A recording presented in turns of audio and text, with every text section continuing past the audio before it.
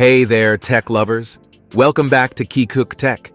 I'm your host, and today we've got some exciting news for all the Apple users out there. But first, let's talk about the recent update that caused quite a stir among iPhone users. Yes, I'm talking about the iOS 17.3 Beta 2 release that had to be pulled back due to some compatibility issues. But don't worry, Apple has come to the rescue with the release of iOS 17.3 Beta 3 for developers. This pre-release software includes the fix for the previous issue and also comes with some new features.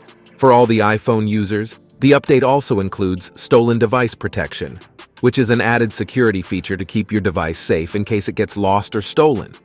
Now that's something we all can appreciate, but that's not the only update in the works. Apple is also testing beta versions of a few other releases with developers.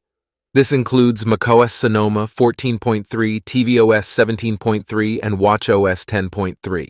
So, if you're a developer, make sure to check these out and give your valuable feedback.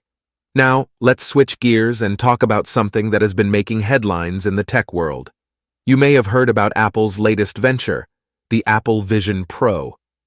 Set to be released on February 2nd, this spatial computer headset has been creating quite a buzz since its unveiling in June last year.